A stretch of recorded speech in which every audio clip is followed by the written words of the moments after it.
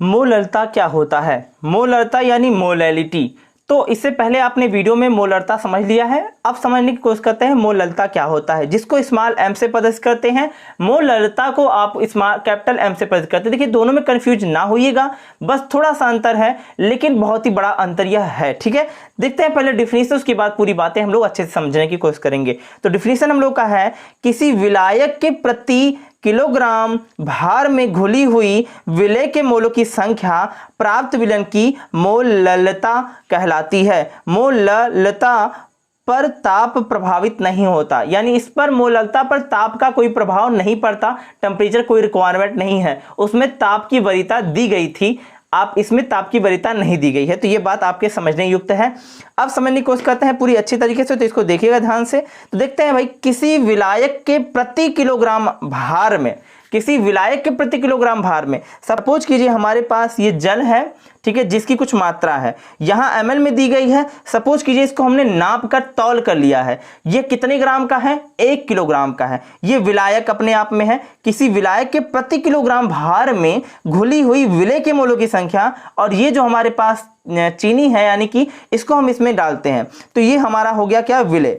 ये हमारा है विलय और ये हमारा है विलायक। सपोज कीजिए कि यह 1 किलोग्राम का है और ये कुछ मात्रा में है, ठीक है। तो यह 1 किलोग्राम का है, ये कुछ मात्रा में है, इसी को तो मोलरता बोला जाता है। अब कैसे? देखिए, किसी विलयन के प्रति किलोग्राम भार में घुली हुई विलय के मोल की संख्या प्राप्त विलयन की मोलरता कहलाती है। यही बात आप अच्छे से समझने की कोशिश कीजिए। आइए, बराबर में होता है विलय के मोल की संख्या बटे में विलायक का भार। इसमें होता क्या है? विलय के मोल की संख्या बटे में विलायक का भार। इसको याद करने की कोशिश कीजिएगा, आप सभी 2 एक बार प्रैक्टिस करेंगे तो तैयार हो जाएगा, ठीक है।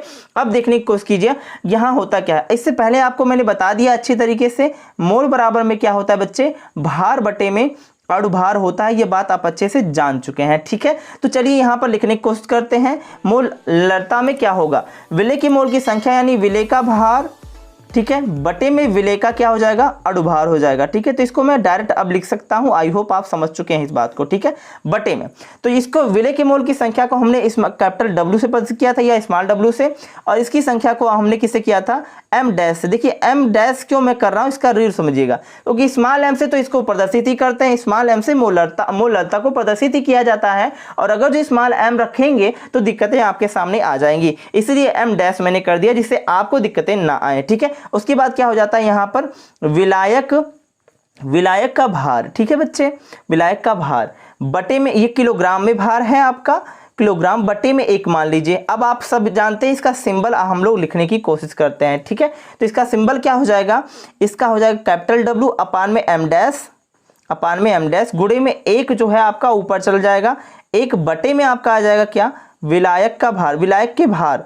तो विलायक का भार आप कैपिटल W से प्रदर्शित कर दीजिए, विलायक के भार को कैपिटल W कर दीजिए, ठीक है। स्मॉल w ये हो जाएगा, ये कैपिटल W हो जाएगा। तो इसके विलायक का भार को हमने कैपिटल W से प्रदर्शित कर दिया, ठीक है। ये वैल्यू आ जाएगी आपकी किलोग्राम में। आप ग्राम में आप चेंज करने के लिए आप क्या करेंगे? स्मॉल m बराबर में हो जाएगा स्मॉल w अपान में m डैश गुणे में आपका हो जाएगा 1000 बटे में कैपिटल W, ठीक है। और ये भी किस में हो जाएगा? ग्राम में हो जाएगा बच्चे, ठीक है। तो ये फॉर्मूला आप लोगों को याद रखना है, ये फॉर्मूला अच्छे से तैयार कर लीजिएगा। फॉर्मूले में मात्रक क्या हो जाएगा? तो मात्रक देख लीजिए, इसको लिखेंगे मोल पर ग्राम, इसका मात्रक हो जाएगा। आई होप यह है। तो प्रश्न हम लोग का जो मिल रहा है वो ये मिल रहा है, 2.5 ग्राम एथेनोइक अम्ल का फॉर्मूला CH3COOH होता है कि 75 ग्राम बेंजीन में विलयन की मोलरता क्या होगी, इसकी गणना करना है आप सभी को, ठीक है। तो पहली बात आपको क्या जरूरत पड़ता है यह आप ध्यान से समझ लीजिए, क्योंकि आपके पास फॉर्मूला होता है स्मॉल का m बराबर में कैपिटल का स्मॉल का W अपान में m डैश। ये जो आपका है ये विलय का भार है, बटे में विलय का अणुभार है, गुणे में आप क्या करते थे? 1000 लिखते हैं, बटे में आप लिखते हैं कैपिटल का W। कैपिटल का W जो होता है वो विलायक का भार होता है। तो चलिए यहां देखने की कोशिश करते हैं, विलय कौन विलायक कौन। इसकी मात्रा कम, इसकी मात्रा ज्यादा, यानी ये विलायक हो जाएगा, ये विलय हो जाएगा। ये बात तो आपको कंफर्म पता चल गया, ठीक है। तो आप यहां से देखने गिवन में क्या लिखेंगे? पहले गिवन में जो दिया है वो चीजें लिख लेंगे।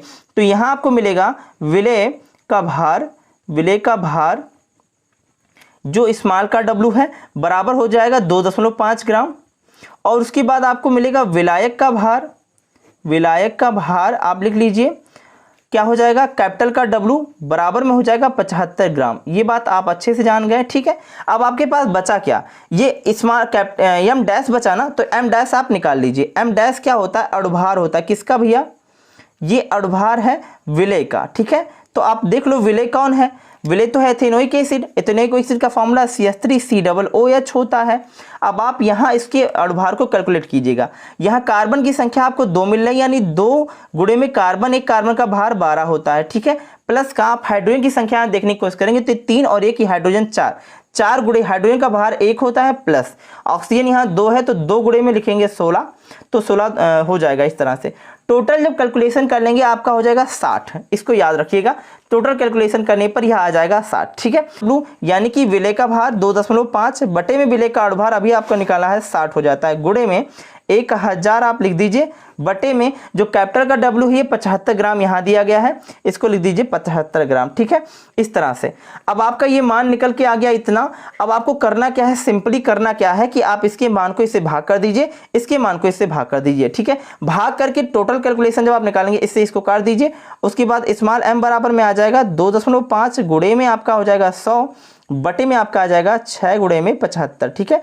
आप जब टोटल कैलकुलेशन कर लेंगे तो उस मिलेगा वो जिलेगा 0.556 मोल पर किलोग्राम, ये आपको मान मिलेगा, ठीक है। ये किलोग्राम में मान आपको मिल जाता है, ठीक है। तो ये पूरा का पूरा मान आपको देखने को मिलता है। ऐसे ही लगातार वीडियो के लिए चैनल को सब्सक्राइब कीजिएगा, बेल आइकन को हिट कीजिए जिससे आने वाली वीडियोज की नोटिफिकेशन आप सभी को मिल सके।